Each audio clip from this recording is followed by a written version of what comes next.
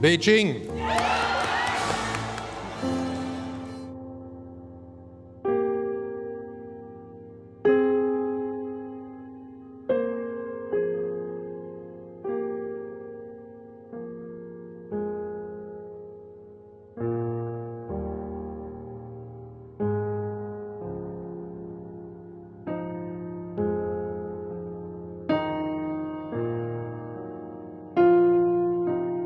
Now, the 2022 Beijing Winter Olympics face a growing boycott movement centered around Hong Kong's recently imposed national security law.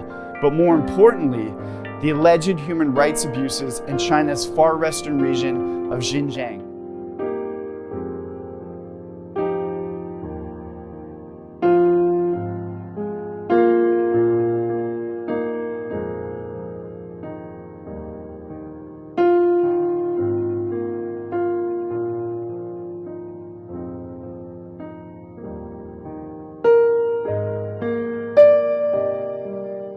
Hosting the Olympics is a source of pride for many, a source of shame for others, because they say it hides the reality of what China really is.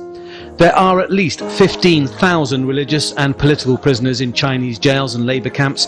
Thousands more are being held who the Chinese authorities call criminals, but human rights organizations call dissidents. There are said to be 130 still imprisoned since the Tiananmen Square protest 19 years ago. For China, the Olympics is a passport to widespread acceptance, and they promised changes.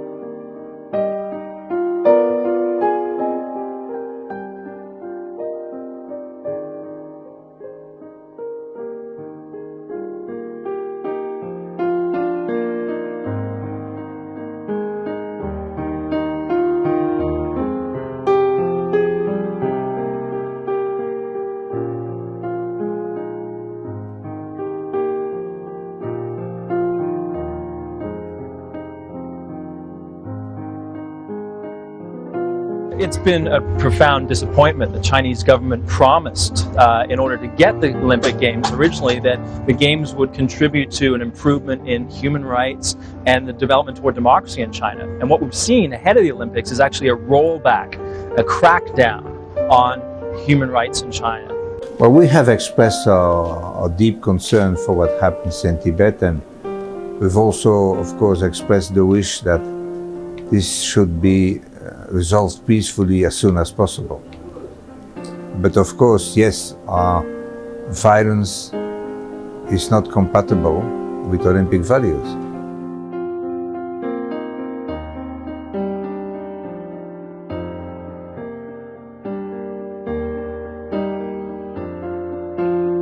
The benefit of hindsight and history helps us see these were more than just games.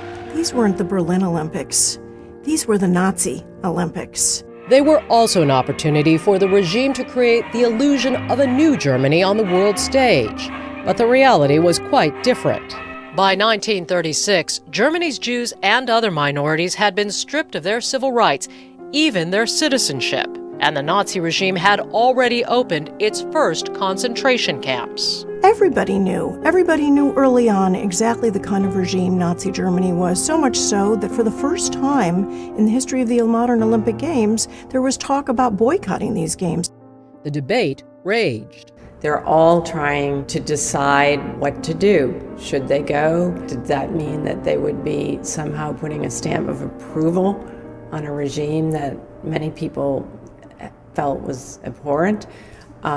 Or was it just a sporting contest? In the end, 49 nations, including the United States, came to Berlin for the Nazi Olympics.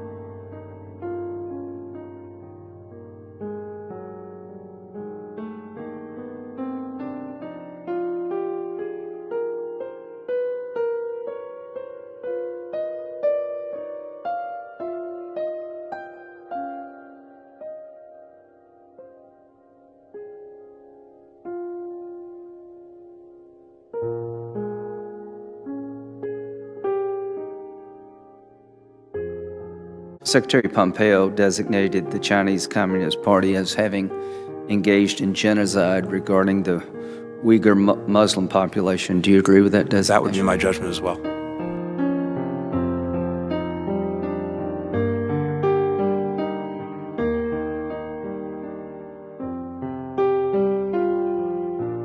The Chinese government will listen and does respond to outside pressure.